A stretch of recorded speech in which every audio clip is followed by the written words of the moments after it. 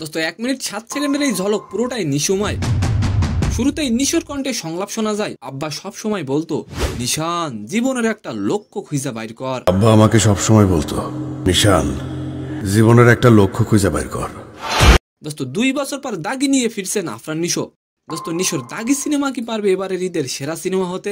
And second নিউজটি থাকবে দোস্ত ঘরের মাঠে চ্যাম্পিয়ন্স ট্রফিতে হতাশজনক পারফরমেন্সের পর আসন্ন নিউজিল্যান্ডের বিপক্ষে টি-20 সিরিজের দল থেকে বাদ পড়েছেন বাবর আজম ও মোহাম্মদ রিজওয়ান। দোস্ত আর এই বিষয় নিয়ে মুখ খুলেছেন সৈয়দ আজমল। তো নিউজ দুইটি জানতে আশা করি ভিডিওটি সম্পূর্ণ দেখবেন। দোস্ত সুড়ঙ্গ মুভি দিয়ে 2023 সালে বড় পর্দায় অভিষেক হয়েছিল আফরান নিশোর। শুরুতেই করেছিলেন বাজিমাত, বাট দোস্ত 2 বছর কোনো সিনেমাই দেখা যায়নি নিশোকে। তবে নিশো ভক্তদের জন্য এবার ঈদে রয়েছে বিরাট একটি সুখবর। দোস্ত এবার ঈদে দাগি সিনেমা নিয়ে হাজির হয়েছেন নিশো। দোস্ত আফরান নিশোর দাগি সিনেমা কি পারবে সাকিবের বরবাদ সিনেমার সাথে টেক্কা দিতে? অবশ্যই কমেন্ট করে যাবেন। দোস্ত দাগির 1 মিনিট 7 সেকেন্ডের টিজারের ঝলক পুরোটাই নিশোময়।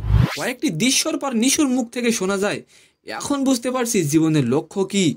কি সেই লক্ষ্য? দোস্ত রহস্যটা রয়ে গেছে আড়ালেই, আর রহস্যটা জানা যাবে ছবি মুক্তির পর। দোস্ত তবে এতটুকু বোঝা যাচ্ছে ভিন্ন ধর্মের গল্প হতে যাচ্ছে এই দাগি সিনেমা। আর এবার আলোচনা করব বাবর আজমকে নিয়ে। ঘরের মাঠে চ্যাম্পিয়ন্স ট্রফি থেকে নির্মমভাবে বিদায় নিতে হয়েছে পাকিস্তানকে। বাজে পারফরমেন্সের জন্য আসন্ন নিউজিল্যান্ডের বিপক্ষে বাদ পড়েছেন বাবর আজম ও মোহাম্মদ রিজওয়ান। এই বিষয়ে আজমাল বলেন, আমাদের প্রাক্তন ক্রিকেটারদের মুখ বন্ধ রাখা উচিত। ক্রিকেটে খারাপ সময় আসতেই পারে, তাই বলে তাদেরকে দল থেকে বাদ দিতে হবে? তো সম্মানিত দর্শক, আজকের ভিডিওটি কেমন লাগলো অবশ্যই কমেন্ট বক্সে জানাবেন। আর ভিডিওটি যদি ভালো লাগে অবশ্যই একটি লাইক দিয়ে আমাদের চ্যানেলটিকে সাবস্ক্রাইব করে দিবেন। ধন্যবাদ।